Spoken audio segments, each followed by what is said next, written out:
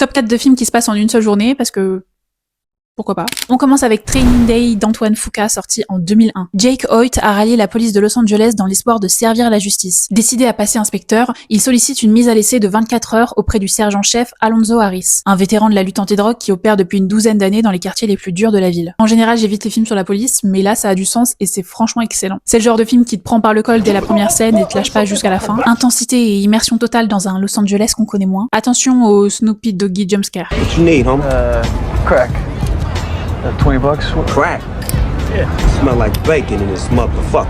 On continue avec un film que je dois peut-être regarder une fois par an, Dazed and Confused de Richard Linklater, sorti en 1993. Une seule journée, la dernière avant la fin du lycée. Entre fêtes, premier flirt, bagarre et discussions absurdes. Pas besoin d'un synopsis plus long que ça. Ça fait parler ta nostalgie, même si t'as pas vécu les années 70, c'est tout comme. Faut juste se laisser porter et pas trop réfléchir. Il y a beaucoup d'improvisation et d'interactions naturelles. Et vous pourrez également découvrir, entre autres, les premiers pas au cinéma de Matthew McConaughey, Ben Affleck et Mila Jovovich. Changement d'ambiance avec High Noon de Fred Zinnemann, sorti en 1952. Si vous lancez le film, je dirais à 10h25 du matin, vous pourrez voir le temps passer et les horloges du film indiquer exactement la même heure que chez vous. L'ancien shérif Will Kane s'apprête à quitter la ville avec sa nouvelle épouse, Amy. C'était avant d'apprendre que le criminel Frank Miller a été libéré et vient se venger du shérif qui l'a dénoncé. Chaque minute compte, chaque seconde est une épreuve et toute l'histoire se déroule en temps réel. La tension est palpable et le film fait ressentir le poids de chaque décision. Un vrai modèle de narration concentrée. On s'ennuie pas et ça vaut le détour, rien que pour les beaux yeux de Gary Cooper et Grace Kelly. On termine avec un incontournable du One Day Movies. Si je le citais pas, on allait me faire la peau. Superbad de Greg Mottola, sorti en 2007. Seth et Evan, deux ados en galère avant la fin du lycée, passent une nuit entière à essayer d'organiser la fête parfaite. L'action se déroule presque entièrement sur cette seule soirée et cette nuit est un chaos total. Courses, catastrophes, rencontres improbables,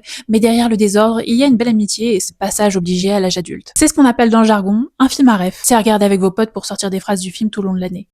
McLovin. Fogel, where have you been, man? You almost gave me a goddamn heart attack. No, man, I got it. It's flawless. Check it. Wait, you changed your name to McLovin? McLovin?